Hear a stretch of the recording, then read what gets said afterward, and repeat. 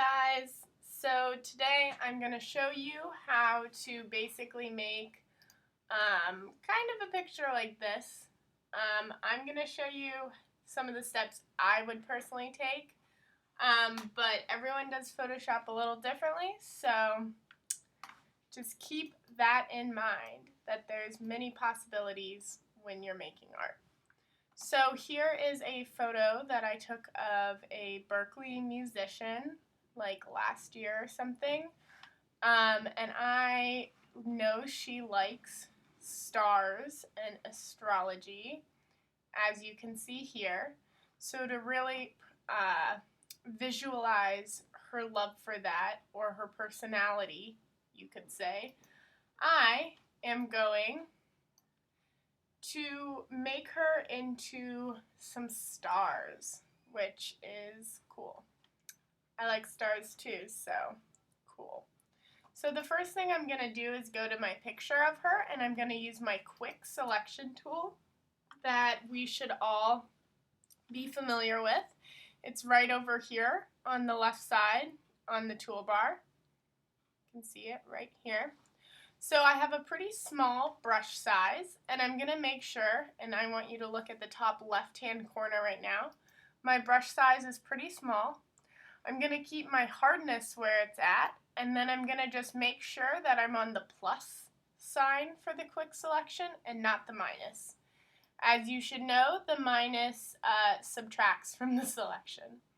So now I'm going to start selecting her. Now this is a very easy picture to work with as far as selections go, because she is on a very blank background. If she were instead surrounded by trees, it would be much harder to make an accurate selection, because the way that quick selection works is that it looks for lines and textures and stuff. So now that I have her selected, I'm going to go back to my first photo. Now you can make any sort of selection that you want here, but your goal is to copy an area of the photo that we're going to paste into her. So I'm only going to go for the stars, and I'm going to use the square or rectangular marquee tool, which is on your left side on the toolbar. As you can see, you could also make a circle or a single row. I never use that, so I would only stick with the squares and the circles. So I'm going to make a rectangular selection, and then I'm going to go up to Edit and Copy. So now I'm going to go back to my original photo. I should still have her selected. That's very important. And then I'm going to go into Paste, Paste Special. So as you can see, there are three options here. I'm going to paste into. I will show you what the paste outside looks like right now, just cause. So because I think this is important, if you wanted your subject to instead be surrounded by stars, this is one way to do it. Just so you know. But that is not what we're going to be doing today. So I'm going to go to Edit, Step Back, because I made a mistake, kinda. So what I am going to be doing is going back to Edit, Paste Special, and then Paste Into. I'm going to press OK if I get this little profile matchup, because we don't care.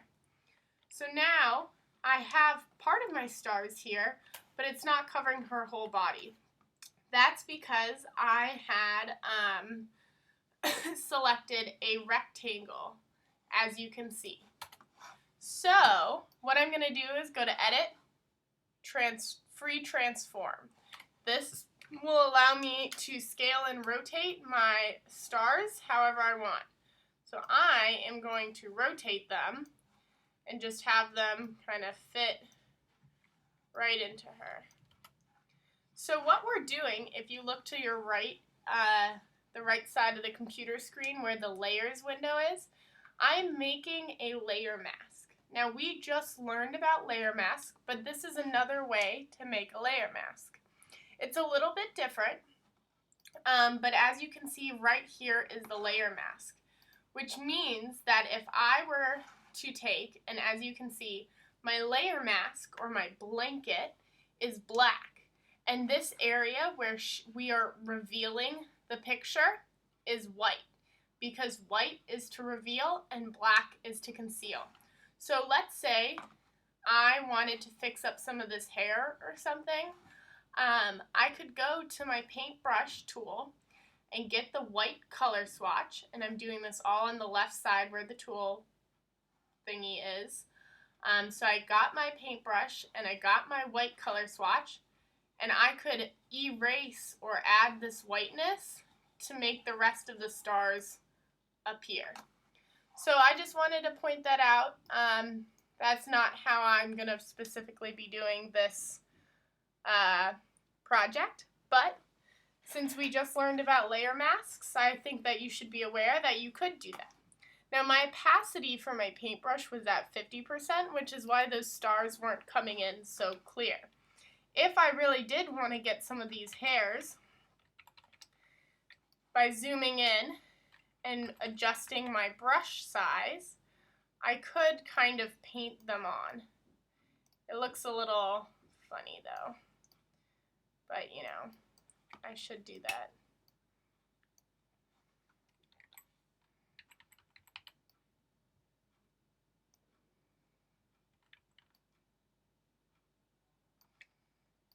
Now normally I wouldn't really do this because I think this looks a little sloppy, but just to show you different options.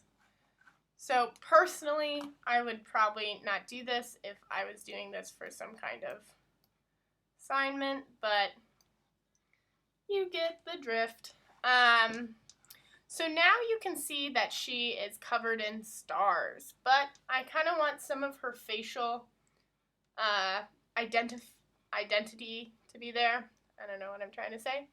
So I'm going to make sure, and you should be looking at the layer window on the right side. Make sure that I'm on layer 1, which is the star layer and the layer mask. And I'm going to bring the opacity down. Now I could just leave my picture like this. This is kind of cool. I personally think pictures like this is cool. But let's just play around a little bit.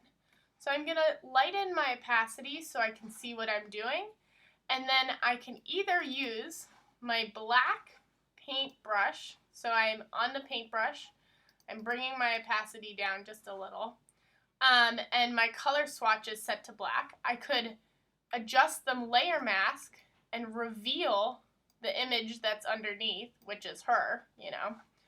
And you can see this when I adjust back to opacity. There's her lips. So I could use the black to paint her back, which is what I suggest you use. You can also, no, you can't use an eraser. So never mind. So what I did, because we're working with a layer mask, is I took the paintbrush tool and I'm painting back some areas of her face using the black color swatch. So I definitely want her pretty eyes.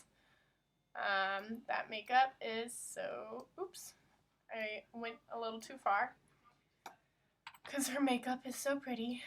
And then I do these eyebrows, do some of her eyes. Maybe I'll do just the outline of her nose. We'll have to see how this all looks when I turn the opacity back higher. And then I'm going to do the star and the moon. As you can see, I'm doing this very sloppily. You should be a little neater, but I also know that I can go back in with the white paintbrush tool and adjust it. So now this is kind of what I have, which looks kind of weird. I'm definitely going to go in and clean this up so that you can see her tattoo, but it's not like you can see her skin.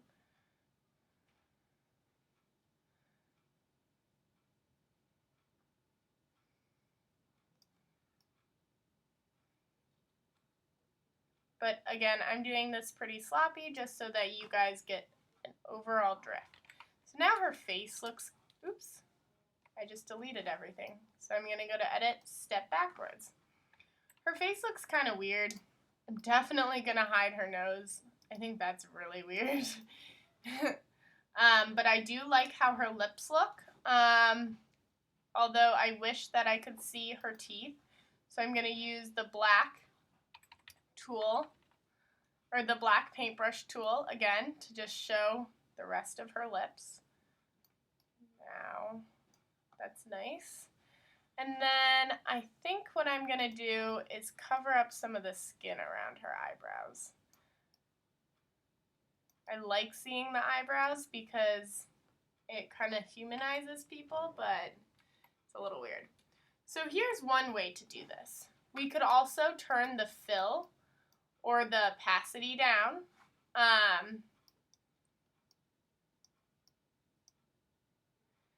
And another thing that you can do